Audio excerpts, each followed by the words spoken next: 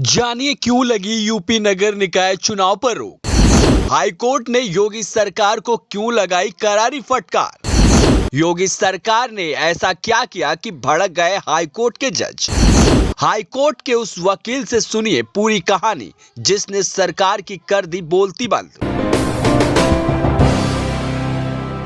उत्तर प्रदेश में नगर निकाय चुनाव का बिगुल बज चुका था। नगर निगम से लेकर नगर पालिका और नगर पंचायत की आरक्षण सूची भी जारी हो गई थी। योगी सरकार हाल फिलहाल में चुनावों की तारीखों का ऐलान भी करने का मन बना चुकी थी, लेकिन योगी सरकार चुनावों की तारीखों का ऐलान करती उससे पहले ही इलाहाबाद हाई कोर्ट के लखनऊ बेंच ने ऐसा फरमान सुनाया कि पूरे उत्तर प्रदेश में भूचाल आ गया। सोमवार को हाई कोर्ट ने एक याचिका पर फैसला सुनाते हुए नगर निकाय चुनाव पर रोक लगा दी। जहां नेता और जनता चुनाव का इंतजार कर रही थी, वहां हाई कोर्ट के फैसले से हड़कंप मच गया।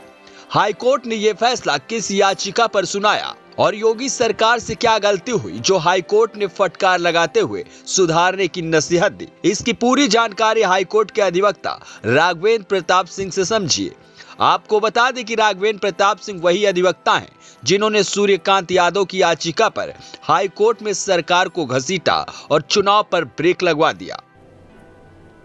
उत्तर प्रदेश नगर निकाय चुनाव की तारीखों का ऐलान जल्द में होने वाला था, लेकिन कल एक याचिका पर हाई कोर्ट ने अभी चुनाव पर रोक लगा दी है।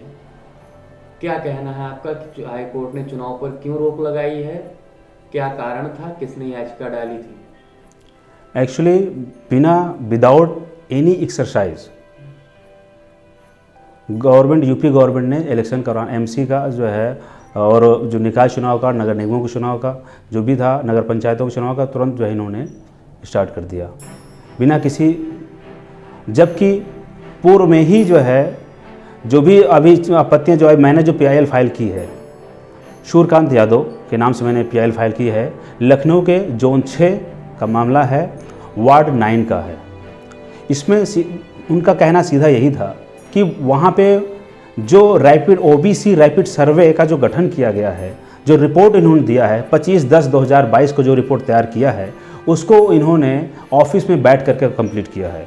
क्योंकि कोई भी व्यक्ति ग्राउंड पे नहीं गया, वहाँ पे नहीं गया कि कितने संख्या है, कितनी जनसंख्या है, क्या है, डोर टू डोर जा कर के सर्वे नहीं किया, जो कि पूरी तरीके से सुप्रीम कोर्ट के जजमेंट आया था। जो विकास किशन राव ग्वाली का केस था वर्सेस महाराष्ट्र का मैटर था 2021 का, जिसमें जो है इसी पे ट्रिपल टेस्टिंग की बात की गई है।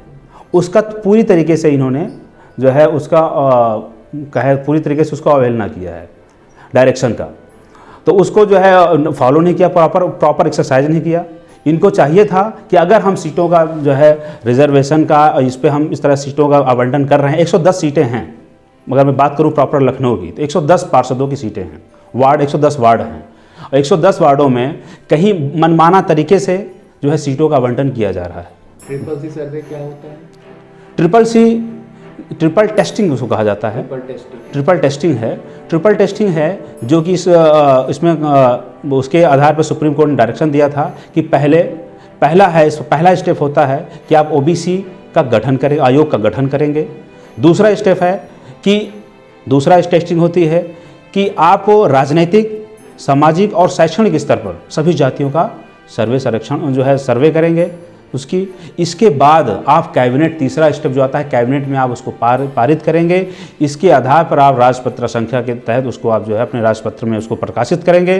फिर जो है उसके आधार पर आप जो है चुनाव कराएंगे। बट इस पे इन्होंने प्रॉपर एक्सरसाइज बिल्कुल नहीं किया और पूरी तरीके से रोक लगाने के बाद में जो जजेस की बेंच थी उनका क्या कहना है कि आगे क्या होगा इसमें? जस्टिस श्री DK उपाध्याय साहब का सिर्फ इतना ही कहना था कि जो भी चुनाव कराए जा रहे हैं, जो भी चुनाव हो रहे हैं, पूरे प्रदेश में चुनाव हो रहे हैं, वो बिना किसी फिजिकल या उनका सबसे पहला मोटिव तो यही था कि बिना जो है ट्रिपल टेस्टिंग के ही आप इलेक्शन करवा रहे हो।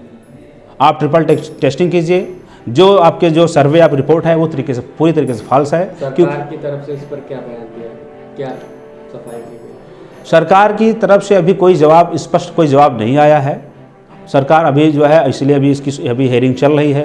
12 तारीख को अभी हमारी पहली हेयरिंग थी, जो PIL की जो है सूर्यकांत यादव के नाम फाइल किया था जो है, और उसमें आदेश हुआ। इसके बाद अभी फिर 13 आज भी लगा था, आज भी बहस हुई। इस पर भी कहा, इस पर जस्टिस DK उपाध्याय साहब ने यही कहा कि अब जो है इसमें इसका जो है आप रीसर्वे करवाइए, OBC रैपिड सर्वे फिर से होना चाहिए, ट्रिपल टेस्टिंग के तहत करवाइए आप, विदाउट इसके आप इलेक्शन नहीं हो सकता है। तीसरी बात जो है ये है कि अभी जो है 14 तारीख को कल फिर लगा हुआ है केस, कल फिर देखते हैं जज साहब उसमें अब जस्टिस उपाध्याय साहब क्या करते हैं, क्या डायरेक्शन देते हैं। लगता है जो आरक्षण जारी किया गया है वो निरस्त होगा पूरा? जी, पूरा निरस्त होना भी चाहिए, क्योंकि उसका निरस्त होने का आधार है, क्योंकि पूरी तरीके से वायलेशन है सुप्रीम कोर्ट जो है कॉन्स्टिट्यूशन का, आर्टिकल 243D का, आर्टिकल 243T का और आर्टिकल 14 का, आर्टिकल 16 का। पूरी तरीके से वायलेशन है, कॉन्स्टिट्यूशन का वायलेशन है।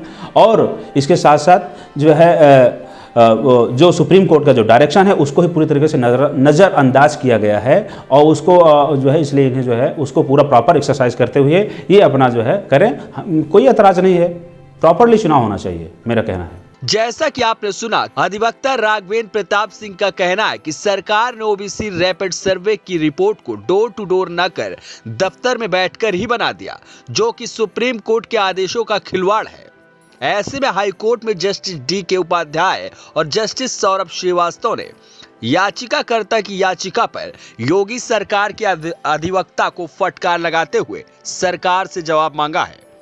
अब देखना यह होगा कि सरकार कोई सटीक जवाब देकर नगर निकाय चुनाव टाइम से करवाती है, या फिर नगर निकाय चुनाव की आरक्षण सूची निरस्त की जाएगी और चुनाव पर ब्रेक लग जाएगा। Bureau report NTTV Bharat. Subscribe कीजिए आपका अपना चैनल NTTV भारत।